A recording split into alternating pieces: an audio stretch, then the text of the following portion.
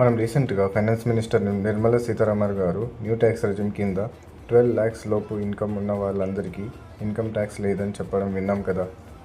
For example, మీకు 12 lakhs పైన 10% increment వచ్చింది అండ్ మీ ఇన్కమ్ 13.2 lakhs అయింది. అయితే ఈ పెరిగిన 1.2 lakhs మీద మీరు ఎంత ఇన్కమ్ ట్యాక్స్ పే చేయాలో తెలుసా? 78,000. మీకు ఇక్కడ స్క్రీన్ మీద న్యూ ట్యాక్స్ రెజిమ్ ప్రకారం ఏ ట్యాక్స్ స్లాబ్కి ఎంత రేట్ ఇన్కమ్ ట్యాక్స్ పే చేయాలో మీకు డిస్ప్లే అవుతుంది. సో దీని ప్రకారం మీరు 78,000 పే చేయాలి. అయితే మీకు వచ్చిందే 10% ఇంక్రిమెంట్. దాంట్లో 6.66% అప్రాక్సిమేట్లీ మీరు గవర్నమెంట్ పే చేసిన తర్వాత మీకు మిగిలేది 3.33% మాత్రమే. సో యాక్చువల్గా మీకు పెరిగిన శాలరీ ఇంక్రిమెంట్ 3.33% మాత్రమే ఈ కేసులో.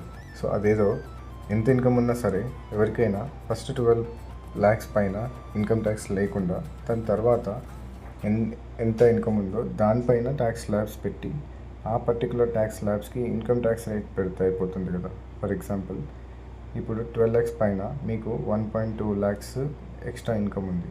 దానిపై 5% బేసిక్ ట్యాక్స్ స్లాబ్ అప్లై చేసి క్యాలిక్యులేట్ చేస్తే మీరు 6,000 ఇన్కమ్ ట్యాక్స్ పే చేయాల్సి వస్తుంది. 78,000 ఎక్కడ, 6,000 ఎక్కడ? సో ఇట్లా చేస్తే కదా యాక్చువల్గా మిడిల్ క్లాస్ వాళ్ళకి హెల్ప్ చేసినట్టు అవుతుంది. ఇలాంటి వాటి మీద మనం వాయిస్ రేస్ చేద్దాం. ఇలా చేస్తేనే వాళ్ళ దాకా రీచ్ అయ్యి నెక్స్ట్ కమింగ్ ట్యాక్స్ రూల్స్లో ఇవి ఇంప్లిమెంట్ చేసే ఛాన్స్ ఉంటుంది.